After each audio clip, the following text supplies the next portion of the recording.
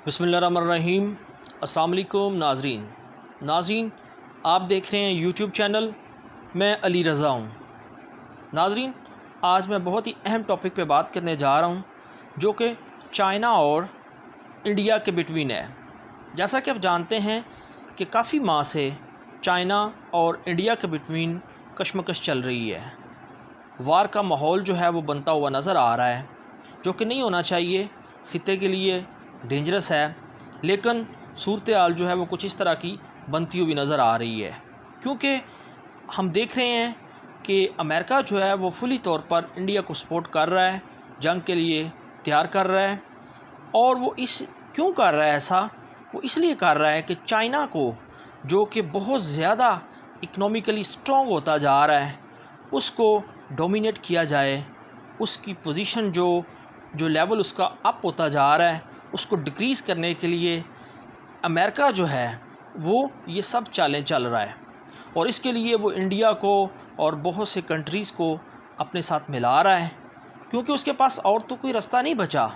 वो सिर्फ़ और सिर्फ अब जंग करके चाइना को नुकसान पहुंचाना चाहता है, ताकि वो इकनॉमिकली वीक हो और अमेरिका का जो झंडा है टॉप लेवल का, जो वो लीड कर रहा है पूरी दुनिया को, उसको कंटिन्यू रख सके। तो नाज़रीन, अगर इंडिया का और चाइना का कंपैरिजन किया जाए टेक्नोलॉजी के हिसाब से, तो दोनों में बहुत ज़्यादा वाज़िया डिफरेंस है। जैसा कि आप जानते हैं कि वो जो चाइना का बॉर्डर है, इंडिया और चाइना का जो बॉर्डर है, वहाँ तक इंडियंस के लिए पहुँचना बहुत ही मुश्किल है। वहाँ इंडियंस ने अपनी 2 लाख अप्रॉक्सीमेटली आर्मी जो है उसको पहुंचा दिया है, जो कि 2 लाख के लिए वहाँ इक्विपमेंट पहुंचाना, राशन पहुंचाना बहुत मुश्किल है। उसकी रीज़न क्या है?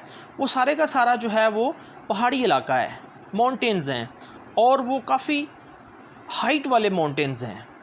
उनकी हाइट जो है वो अप्रॉक्सीमेटली 27 to 28,000 फीट है। और इतनी ऊंचाई पे वार करना, वहाँ पे साजो सामान पहुँचाना, ये बहुत ही मुश्किल होता है, क्योंकि ये दुनिया का बुलंद तरीन खित्ता है। और यहाँ पे एक जंग का माहौल जो है वो उसको कंटिन्यू रखना, फ़ाइट करना, ये बहुत ही मुश्किल है।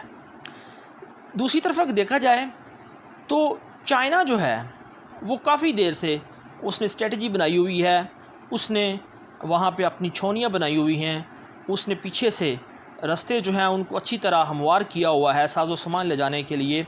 तो उनकी जो सिचुएशन है वो कदरे इंडिया से काफ़ी ज़्यादा बेटर है। वो वहाँ पे अपना सारे का सारा सिस्टम जो है, जिसमें फ़ाइबर सिस्टम जो वार में इस्तेमाल होता है, जिससे वो इंडिया का कम्युनिकेशन सिस्टम जो है उसको ब्लॉक कर सकता है। और भी अगर देखा जाए चाइना को, तो चाइना की जो टेक्नोलॉजी है वो स्पेस वेपन्स उसके पास हैं, जो स्पेस में वो फ़ाइट कर सकता है, जो कि इलेक्ट्रॉनिक सिस्टम अगर देखा जाए चाइना का, तो वो भी बहुत स्ट्रॉन्ग है एज़ कम्पेयर टू इंडिया को अगर देखा जाए तो वहाँ लद्दाख तक वो जो सरहदी इलाके हैं चाइना के साथ जो इंडिया के मिलते हैं, वहाँ तक पहुँचने के लिए इंडिया के पास 2 रास्ते हैं। एक तो श्रीनगर से निकलता है, जो कारगिल से होता हुआ लद्दाख के इलाके चाइना बॉर्डर तक पहुँचता है। और वो जो रास्ता है ये भी काफ़ी कठिन रास्ता है, और जैसे ही सर्दियों का मौसम शुरू होता है तो वहाँ पे स्नो फॉलिंग स्टार्ट हो जाती है, और बर्फ़ की वजह से ये रास्ता जो है वो आगे जाने के लिए कारगर साबित नहीं होता। तो यहाँ पे ब्लॉकेज हो जाती है, आगे जाना बहुत ही मुश्किल होता है।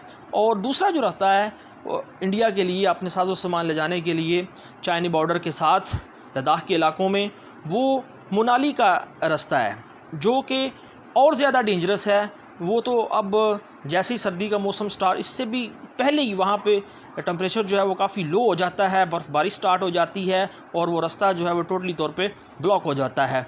तो इसलिए इंडिया को वहाँ पे अपना साजो सामान ले जाना, जबकि वो अपनी 2 लाख फ़ौज वहाँ पे बेच चुका है, उसकी खुराक की तरसील, बाकी जो आर्मी के लिए साजो सामान इक्विपमेंट जितना भी है वहाँ पे पहुँचाना जो है ये बहुत ही मुश्किल है।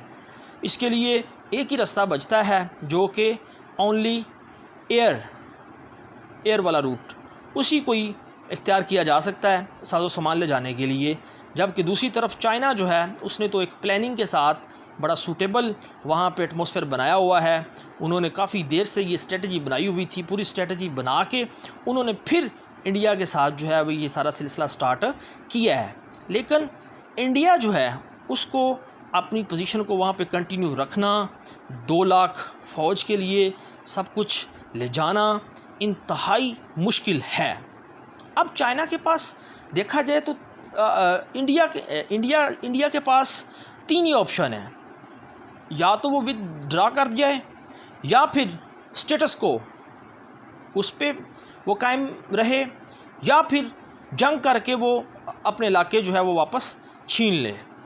जो कि इंडिया में इतनी हिम्मत नहीं है कि वो चाइना के साथ जो है वो जंग करके अपने इलाके जो हैं उनको वापस छीन लें। तो ये इंडिया के लिए काफ़ी मुश्किल है। और स्टेटस को मतलब जो मौजूदा सूरत हाल है अगर वो इसी में ही रहता है तो मेरे हिसाब से इसी में उसकी बेहतरी है। वैसे तो इंडियन आर्मी की तरफ से एक बड़ा बयान आया है कि हम रेडी हैं, अगर पॉलिटिकल पार्टीज़ प्राइम मिनिस्टर हमें ऑर्डर देते हैं तो हम जंग के लिए तैयार है। लेकिन ये मोदी के लिए बहुत ही एक स्ट्रिक्ट और ये बहुत ही डिफ़िकल्ट डिसीजन है जंग करना। तो इस सूरत हाल में उनको बहुत सोच समझ कर कदम उठाना पड़ेगा, उनको ख़ुद सोचना पड़ेगा, क्योंकि चाइना जो है ये एक बहुत बड़ी पावर है। चाइना के पास जदीद टेक्नोलॉजी है और जदीद किस्म के वेपन हैं, जदीद किस्म के एयरक्राफ्ट हैं। नाज़रीन, जैसा कि आप जानते हैं कि अमेरिका जब भी एयरक्राफ्ट बनाता है तो वो F सीरीज़ में बनाता है। F-16 जैसे हमने भी अमेरिका से ख़रीदे थे, इस तरह F-30, F-35। और चाइना की सीरीज़ है वो J से स्टार्ट होती है। जैसे मैंने आपको लास्ट टाइम भी बताया था कि J-20 उनका एक बहुत ज़बरदस्त एयरक्राफ्ट है जो कि उन्होंने लद्दाख के इलाके में अपनी एयरबेस पर पहुंचा दिए हैं। और अब ये जो उन्होंने J-30 बनाया है F-35 के मुकाबले में ये 5th जनरेशन एयरक्राफ्ट है और ये बिल्कुल उसी तरह उससे भी ज़्यादा इफ़ेक्टिव है जो कि F-35 अमेरिका का एयरक्राफ्ट है। तो नाज़रीन, चाइना जो है टेक्नोलॉजी की विद रिस्पेक्ट अगर बात की जाए तो चाइना जो है वो बहुत हाई लेवल पे है। इंडिया का चाइना के साथ मुकाबला करना टेक्नोलॉजी के हिसाब से बिल्कुल नामुमकिन है, बिल्कुल इम्पॉसिबल है। और दूसरी बात यहाँ पे मैं आपको ये बताना चाहता हूँ कि चाइना जो है वो लद्दाख के इलाकों के साथ जो उसने अपने बेस पॉइंट्स बनाए हुए हैं वहाँ पे अच्छी तरह इस्टेब्लिश्ड है। लेकिन दूसरी तरफ अगर इंडिया को देखा जाए तो उनको वहाँ पे सेटल होने के लिए अभी काफ़ी टाइम चाहिए, क्योंकि उधर सेटल होना जो है वो इतना ज़्यादा आसान नहीं है, क्योंकि कुछ माउंटेन्स हैं, कुछ वहाँ पे जो टेम्परेचर होता है वो बहुत ही लो होता है। तो इस टेम्परेचर पे एडजस्टमेंट करना इंतहाई मुश्किल का काम है। तो इसलिए इंडिया को इसके बारे में अच्छी तरह गौर व फिक्र करनी चाहिए, क्योंकि अगर जंग स्टार्ट होती है तो ये इंडिया के लिए बहुत ही नुकसानदेह होगा। क्योंकि कोरोना की वजह से पहले ही इंडिया की जो माशियत है, जो इकोनॉमी है वो नेगेटिव रेट में जा रही है। चाइना वो वाहिद कंट्री है पूरी दुनिया का जो कोरोना के बाद उसकी जो इकोनॉमी है फिर अपने इनिशियल लेवल पे आ गई है, बल्कि उससे भी अच्छा परफॉर्म कर रही है, उससे भी आगे जो है वो अच्छी लेवल पे जा रही है। तो इंडिया के लिए ये काबिल फ़हम ये बात है कि वो जो है वो अपनी स्ट्रेटजी जो है वो उसको चेंज करे और अमेरिका के कहने पे या किसी के कहने में ना आए, ख़ुद सोचे और जो उसके लिए बेहतर है उसको वो डिसीजन लेना चाहिए। अल्लाह हाफ़िज़। पाकिस्तान जिंदा।